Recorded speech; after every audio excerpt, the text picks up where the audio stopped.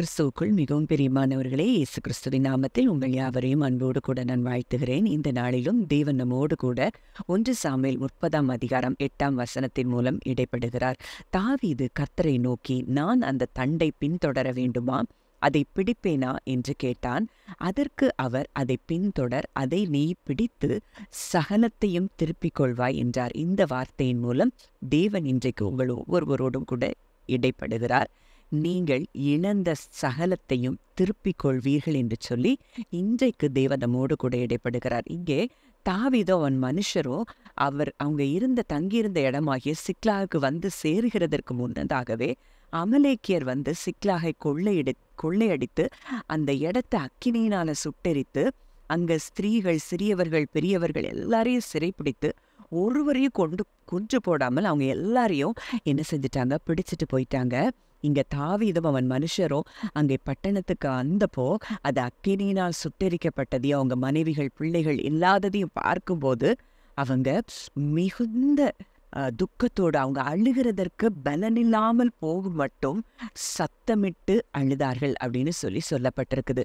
அப்போ இன்றைக்கு ஒரே நாள்ல அனைத்தையும் பறிகொடுத்த நிலைமை அங்கே தாவீதுக்கும் அவன் மனுஷருக்கும் உண்டானதை நம்ம பார்க்கிறோம். அப்போ இன்றைக்கு உங்க வாழ்க்கையில நீங்க ஒருவேளை நீங்க எனக்கு உள்ளதை இதெல்லாம் நான் இழந்து போயிட்டேனே அப்படின்னு சொல்லி நீங்க துக்கத்தோடு இருக்கலாம். அதற்காகத்தான் தேவன் இன்றைக்கு உங்களோடு கூட இடைப்படுகிறார். அங்கே தாவீது மிகவும் நெருக்கப்படுறான். கூட இருந்தவங்களே அவனை கல்லெறிய வேண்டும் என்று சொல்லுகிற அளவுக்கு அங்கே நெருக்கம் மிகுதியா இருக்கு. ஒருவேளை இன்றைக்கு நம்ம வாழ்க்கையில கூட இப்படிப்பட்ட நெருக்கங்கள் வரும்போது பல நேரங்கள்ல நாம் சுயமாய் முடிவெடுக்க தொடங்குகிறோம். அதுவே நம் வாழ்க்கையில மிகப்பெரிய தோல்வியில வந்து முடிகிறதையும் நம்ம பார்த்திருக்கிறோம். ஆனா இங்க தாவீது என்ன செய்யறாரு, அங்கே ஏபோத்தை தரித்து கொண்டு அங்கே கர்த்தர்கிட்ட போய் அங்கே என்ன செய்யறாரு, ஒரு ஆலோசனையை தேவனிடத்துல கேட்கிறார். நான் அதை பின்தொடரணுமா அப்படின்னு சொல்லி கேட்கும்போது அதை பிடிப்பேனான்னு சொல்லி தேவனிடத்தில் அங்கே விசாரிக்கிறத பார்க்கிறோம். அப்போ இன்றைக்கு முதல்ல நமக்கு தேவன் கொடுக்கிற ஆலோசனை, எதையும் சுயமாய் நாம் செய்யாமல் அவரிடத்துல ஆலோசனை கேட்டு நாம் செய்யும் பொழுது அதுல நிச்சயம் நமக்கு நஷ்டம் வராது. அப்போ இந்த வசனத்தின் மூலம் நம்ம 3 காரியங்களை அறிந்து கொள்ளலாம். முதலாவது, அங்கே தாவீது தேவனிடத்தில் ஒரு காரியத்திற்கும் அங்கே ஆலோசனை கேட்டு நடக்கிறத பார்க்கிறோம். அதனாலதான் நீதிமொழிகள் 3:5-6 நம்ம இங்கிலீஷ்ல இப்படி பார்க்கிறோம். Trust in the Lord with all your heart, do not depend on your own understanding, seek his will in all you do and he will show you which path to take. அப்போ அவரை முழுமையுமா நம்பணும். அவர்கிட்ட நம்ம என்ன செய்யணுமா, அவருடைய சித்தத்தை குறித்து நம்ம கேட்டு அறிந்து அதன்படி செயல்படும் போது நம்ம வாழ்க்கையில நிச்சயமாக வெற்றி உண்டு. அடுத்ததா இங்கே தாவீதுக்கு தேவன் அங்கே நீ போ பின்தொடர்ந்து மாத்திரம் சொல்லல, அங்கே ஒரு வாக்குத்தத்தத்தையும் தேவன் கொடுக்கிறத பார்க்கிறோம். நீ போ, அதை பிடித்து நீ சகலத்தையும் திருப்பிக் கொள்வாய் அப்படின்னு அங்க தேவன் வாக்குத்தத்தத்தையும் கொடுக்கிறார். நம் தேவன் அப்படிப்பட்ட தேவனைத்தான் நாம் ஆராதிக்கிறோம். இன்றைக்கும் நீங்க அவர்கிட்ட ஆலோசனை கேட்கும்போது அவர் உங்களுக்கு ஆலோசனையை மாத்திரம் இல்ல, அதற்கு வேண்டிய வாக்குத்தத்தங்களையும் கொடுத்து உங்களுக்கு அந்த வாக்குத்தத்தத்தையும் நிறைவேற்ற அவர் வல்லவராய் இருக்கிறார் என்பதை நம்ம அறிந்து கொள்ளணும். இப்ப தாவீது இந்த தேவனிடத்துல வந்த அந்த வாக்குத்தத்தத்தின் நிமித்தம் அவர் அமைதியா இருக்கல, உடனடியாக அவர் செயல்பட தொடங்குகிறத பார்க்கிறோம்.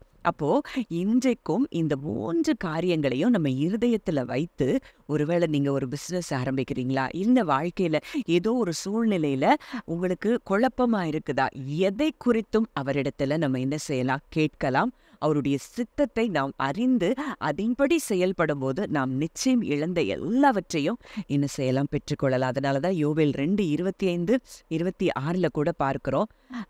பச்சை கிளிகளும் என் பெரிய சேனையாகிய வெட்டுக்கிளிகளும் பச்சை கிளிகளும் உசுக்கட்டை பூச்சிகளும் பச்சை புழுக்களும் பட்சித்த வருஷங்களின் விளைவை உங்களுக்கு திரும்ப அளிப்பேன். நீங்கள் சம்பூரணமாக சாப்பிட்டு திருப்தி அடைந்து உங்களை அதிசயமாய் நடத்தி வந்த உங்கள் தேவனாகிய கர்த்தருடைய நாமத்தை துதிப்பீர்கள்.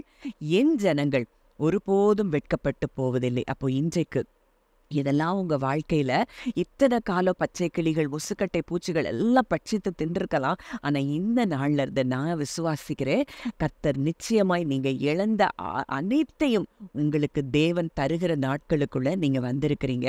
எரேமியா 30:17 கூட நம்ம பார்க்கிறோம். அவர்கள் உன்னை விசாரிப்பற்ற சீயோன் என்று சொல்லி உனக்கு தள்ளுண்டவள் என்று பெயரிட்டபடியால் நான் உனக்கு ஆரோக்கியம் வரப்பண்ணி உன் காயங்களை ஆற்றுவேன் என்று கர்த்தர் சொல்லுகிறார். அப்ப இன்றைக்கு தேவன் உங்களுடைய மனக்காயங்களையும் சரீரத்துல உங்களுக்கு ஏற்பட்ட எல்லா பலவீனங்களையும் அந்த காரியங்கள் எல்லாவற்றையும் தேவன் என்ன செய்ய போகிறார்? ரெஸ்டோர் பண்ண போகிறார். இனி உங்க வாழ்க்கை இப்படியே இருக்க போகிறது இல்ல. நிச்சயம் உங்க சரீரத்திலையும் சுகத்தை பார்ப்பீங்க, உங்க ஆத்மாவிலையும் சுகத்தை பார்ப்பீங்க.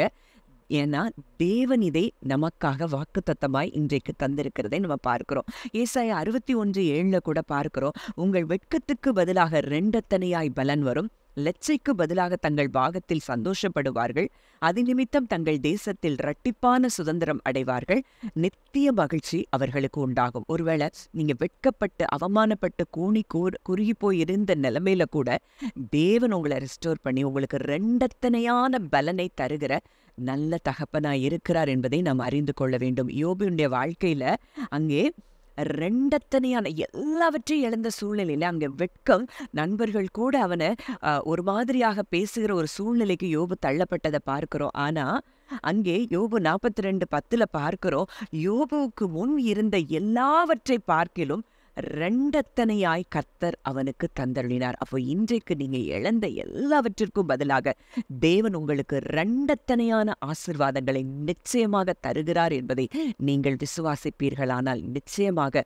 நீங்கள் அதை பெற்றுக்கொள்வீர்கள். இழந்த சகலத்தையும் நீங்கள் திருப்பிக் கொள்வீர்கள் என்பதுதான் சத்தியம். ஜெபிக்கலாம். நல்ல தகப்பனை, நன்றியோடு உம்மை துதிக்கிறோம், ஸ்தோத்தரிக்கிறோம். அப்பா, இந்த நாளிலும் எங்களோடு இடைப்பட்ட உம்முடைய வார்த்தையின்படி கர்த்தாவே அப்பா, இதை கேட்கிற உம்முடைய ஒவ்வொரு பிள்ளைகளும் இழந்த சகலத்தையும் திருப்பிக் கொள்ளுகிற கிருபைக்காக நன்றி செலுத்துகிறோம். அப்பா, ஒருவேளை அது உறவுகள்ல ஆண்டவரே எதையோ இழந்து அந்த அன்பை இழந்திருந்தா கூட அந்த அன்பையும் நீர் திருப்பி கொடுக்கிறீர் தகப்பனே. அப்பா, பொருளாதாரத்துல இழந்திருந்த எல்லா ஆசீர்வாதங்களையும் நீர் ரெட்டிப்பாய் திருப்பி கொடுக்கிறீர். அப்பா ஆண்டவரே, சரீரத்துல ஆரோக்கியத்தை இழந்திருப்பார்களானால் நீர் அவர்களுக்கு ரெட்டிப்பாய் நீர் திருப்பி கொடுக்கிறீர். அந்த கிருபைக்காக, இரக்கத்திற்காக நாங்கள் நன்றி செலுத்துகிறோம். கேட்ட வார்த்தையின்படி கர்த்தர் ஒவ்வொருவரையும் ஆசீர்வதிக்கிறதற்காக நன்றி செலுத்துகிறோம். இயேசுவின் மூலம் கேட்கிறோம் ஜீவனுள்ள நல்ல பிதாவே, ஆமேன்.